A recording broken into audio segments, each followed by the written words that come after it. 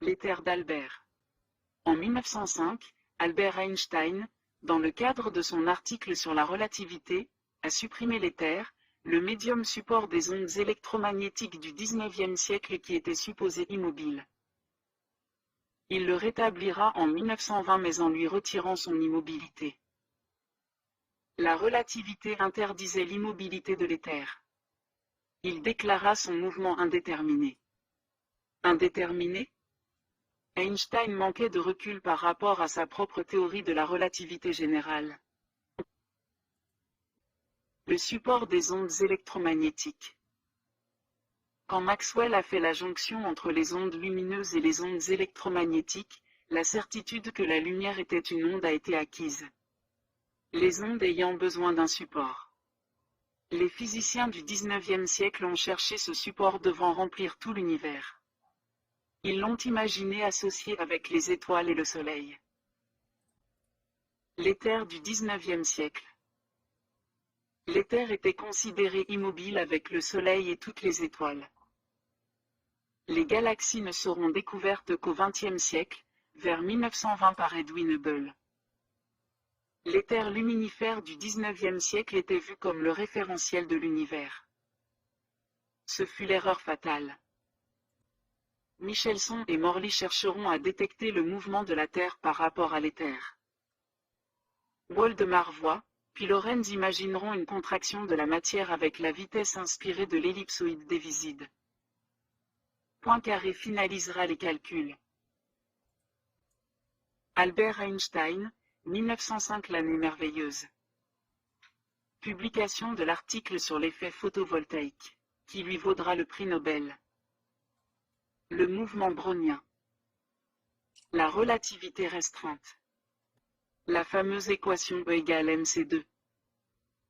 Et l'année suivante, il publie sa thèse sur les dimensions moléculaires qui permettra de calculer la constante d'Avogadro.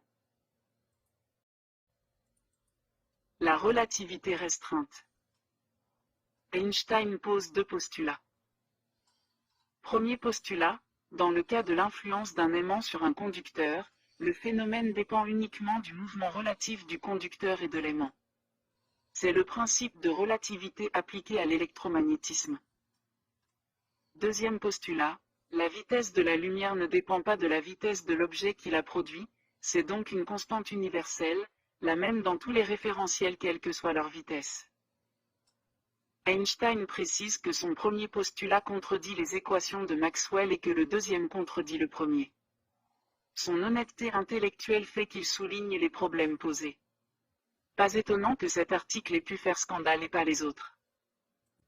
Ici nous indiquons les extraits de l'article de 1905 qui justifient nos explications. Vous pouvez vous reporter au document dont l'adresse est dans la description. Coup de théâtre. En 1916, Einstein se rend compte que l'espace-temps, pour se déformer, a besoin de quelque chose qui puisse transporter les actions de déformation. De plus, les ondes gravitationnelles sans le graviton ont besoin d'un médium pour se propager. Les forces de Newton agissaient instantanément à distance. La courbure de l'espace se déplace à la vitesse de la lumière, mais dans le vide, qu'est-ce qui peut la transporter? Seules les ondes peuvent transporter de l'énergie sans matière. Sous l'influence de Lorentz et de Philippe Lenard, Einstein réalise la possibilité d'introduire un nouveau concept d'éther. Ce « nouvel éther » déterminerait le mouvement des objets physiques, dont le comportement métrique serait décrit par le tenseur G munu de son équation, tenseur de courbure de l'espace. Le « nouvel éther » ne peut être rigide ni au repos, c'est notre premier indice. Discours de réception d'Einstein à l'université de Leiden, 1920. Dans ce discours, Einstein accepte l'éther de Lorentz, sauf pour son immobilité. La relativité restreinte élimine cette propriété de l'éther. Le principe de relativité restreinte n'implique pas de nier l'existence de l'éther, mais nous ne devons pas lui attribuer un état de mouvement. L'éther de Mach est conditionné par les masses. L'état de l'éther relativiste est entièrement déterminé en chaque point par son interaction locale avec la matière. Interaction avec la matière est notre deuxième indice, sachant qu'en matière de gravitation la matière et l'énergie réagissent avec la matière. Rappelez-vous Gémeaux. En résumé, nous pouvons dire, d'après la théorie de la relativité générale, que l'espace est doté de propriétés physiques, et donc, que l'éther existe. Un espace sans éther est inconcevable, non seulement la propagation de la lumière y serait impossible, il n'y aurait même aucune possibilité d'existence, de distance spatio-temporelle. Cependant, la notion de mouvement ne doit pas lui être appliquée. Nouvelle hypothèse pour l'éther. Supposons que l'éther, masse, énergie, ou les deux, obéissent aux lois de la gravitation. En langage relativiste, l'éther suit les géodésiques de l'espace-temps, et donc accompagne tous les corps en chute libre qui tombent tous à la même vitesse quelle que soit leur masse. Albert Einstein a fait de la chute libre dans un champ gravitationnel un mouvement inertiel. L'éther accompagne la Terre comme les planètes, étoiles ou galaxies. À proximité de la Terre, localement, l'éther est immobile dans le référentiel de la Terre. C'est valable pour tous les corps célestes. Serait ceci facile et aussi simple? L'éther d'Einstein est en chute libre avec tous les corps célestes de l'univers, et pas de frottement.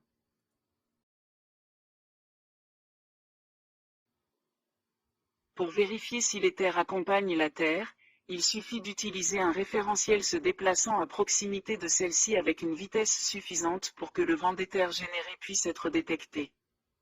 Ce référentiel doit être dépourvu de masse capable d'entraîner l'éther avec lui. Dans son article de 1905, Einstein étudie la mesure d'une tige AB dans son propre référentiel, puis depuis un autre référentiel qui observe le référentiel de la tige qui est en mouvement par rapport à lui par convention réputée immobile. Voyons ce qu'il dit. La notion de simultanéité est fondamentale pour les mesures des objets en mouvement.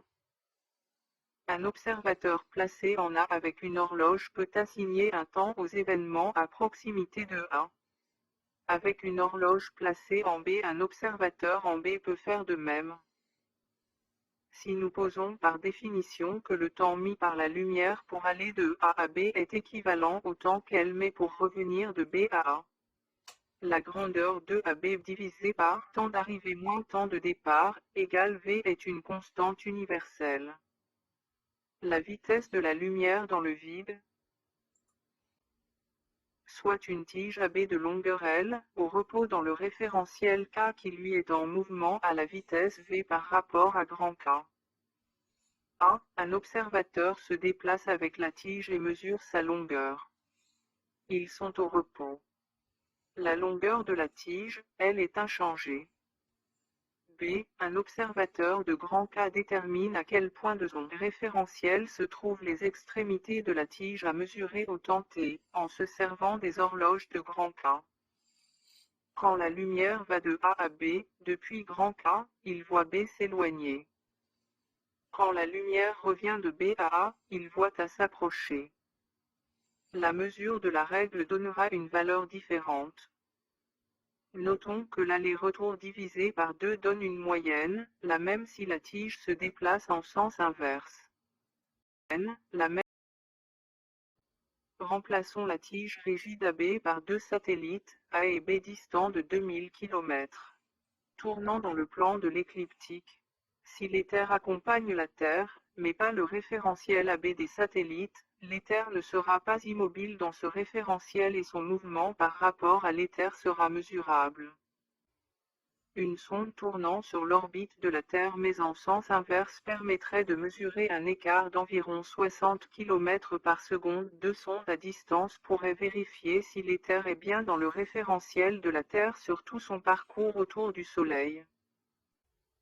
Le plus simple serait d'utiliser la Station spatiale internationale ou toute autre station la remplaçant. Est-il permis de réfléchir à quoi pourrait ressembler le médium support des ondes électromagnétiques et gravitationnelles? Si nous raisonnons par rapport au son qui se propage dans différents matériaux, nous savons que ce sont les molécules de ces matériaux qui s'entrechoquent en vibrant et que ces chocs propagent l'énergie de l'onde de proche en proche jusqu'à rebondir ou s'écraser sur un obstacle. On peut situer le rapport de taille à partir du nombre d'Avogadro, le nombre d'atomes de carbone dans 12 grammes de carbone 12 est de 6,022 10 puissance 23, soit des atomes 10 puissance moins 23 plus petits. Par rapport à ces atomes, les corpuscules vibrants du médium support des ondes électromagnétiques pourraient se situer à 10 puissance à 35.